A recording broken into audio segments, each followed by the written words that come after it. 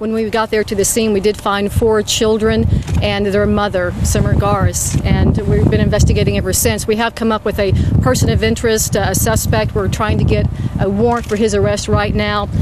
His name is Joshua Stephen Durcho. This is a photograph of him. You can also find that on OSBI's website. We're looking for him currently. We believe he is driving a 1989 white Ford Thunderbird. It has some front end damage on it. Now, we do have surveillance video that was taken last night about 9:30 at a truck stop in Clinton. And each of you have some pictures of this, but I wanted to show you to kind of give you an idea. You can't see Durcho very well, but you can see what he's wearing. We do not believe he has another change of clothing with him. So look at this clothing, get that out to the public so if they see him. He also has a very distinctive cap on, a baseball cap. We can't really tell what's on the front, but it's very distinctive. If someone recognizes that, they should call in OSBI or the El Reno police. Also, you can see on this one right here on the side of his neck, he has a tattoo. He has many tattoos over his body actually, but right now you probably wouldn't be able to see many due to the weather. So that tattoo is very distinctive.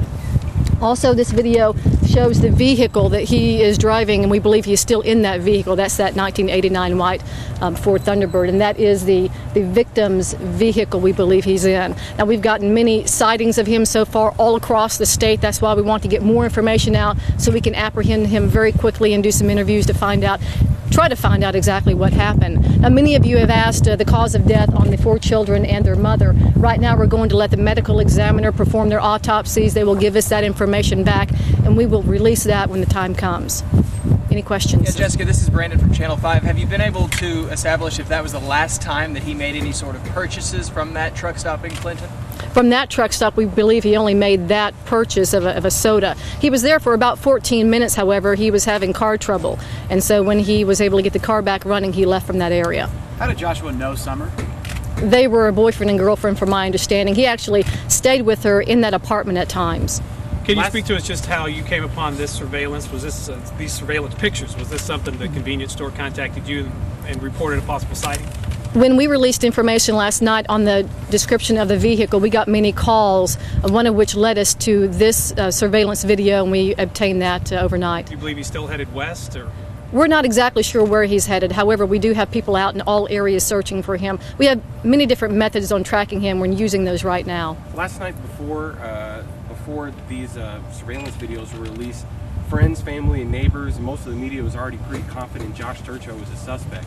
But you guys wouldn't confirm that. We didn't have any pictures, but his name could have been on the 10 p.m. news and papers online. Why did you guys wait until today? Is that not the same as giving him a big head start? Our confidence level was not high enough that he was our suspect. We wanted to get enough interviews and enough confidence to be able to send that out. We don't want to put all of our eggs in one basket, so to speak. We want to know who the person is and send all of our information on that person until we had the confidence level to do that. And that was this morning. That's when we sent out the information. Jessica, is there any chance that Joshua has had the opportunity to leave the state? And if so, would the FBI get involved at that point? It's certainly possible he could have left the state, and we're researching that. We've got a bolo out across the United States on him, and if FBI needs to get involved, they will. I'm sure you go about tracking every step of the way. Any idea what, between the bodies being discovered around 4 or 5 and that surveillance video at 9:30, that's a 5-hour window for him to show up in Clinton. That's a lot of time just to go that far west. Any idea what may have been taking place during that window? We do have an idea, but at this point in time, I don't want to release that information. That's part of our investigation. Any word on any motive and why someone would kill 4 children? That's a good question. We don't know a motive. We don't know if this was a domestic that went terribly wrong. We do know they had been dating for some time. Don't know exactly how long, at least for several months. We don't know why he not only targeted the mother, but also those 4 young children. Any idea why he would take her car? Was he brought to that apartment? Or is that... To my knowledge, he did not own a car, and he used hers on occasion to run errands. Have you been in touch with his family, been able to reach any of them? We've talked to a lot of people, including his family and friends. Do you guys think that he's just running arrests randomly, or that he has somewhere that he's trying to get to? We're investigating all points, and if he's just running randomly or if he's looking for a certain person, perhaps a member of his family, we're looking at all that. Is there any thought he may be armed? There's a possibility he's armed. That's why we wanted to get this information out, even before we have a physical arrest warrant, because we do believe he's a possible danger to society, so we want to get him off the streets as soon as possible. Does he have a weapon? We don't believe was necessarily used in this homicide. weapon found? No weapon was found? No weapon was found. That's kind of a hinky area there. The way they were killed, we have to wait and see from the medical examiner's office. Are you talking about a gun? A gun was not found. Were there any obvious signs of trauma on the victims' bodies? There was some trauma, yes. We've had family and friends tell us there might have been some pretty heated discussions, even a fight, just prior to their bodies being discovered. Can you confirm this? I do not know that. I know that they had their ups and downs in their relationships. But nothing earlier in the day that you're aware of? We're still investigating that. Well, what can you tell us about Durcha? I guess he's an ex-convict, did some prison time. Was he employed? What's the story on him? What can you tell us? I'm not aware of him being employed at this time. I do know that he's been in and out of jail for much of his adult life. Most of those convictions have been for drug charges. Of these sightings you're hearing about, are they in the metro area or out towards Clinton and even further west of that? Most of those are out away from Oklahoma City proper. Does Joshua have any children of his own? Not to my knowledge. Can you tell us who called El Reno police to check on the welfare of the family? I believe it was a family friend who called El Reno police to go check the welfare of these people. What was their motive to call police? They had not heard from the family in a few hours and trying to get a hold of them and could not. Is there any reason to believe, if Durcho has any family outside the state, that he may be headed there, or are you already in contact with other authorities outside of Oklahoma?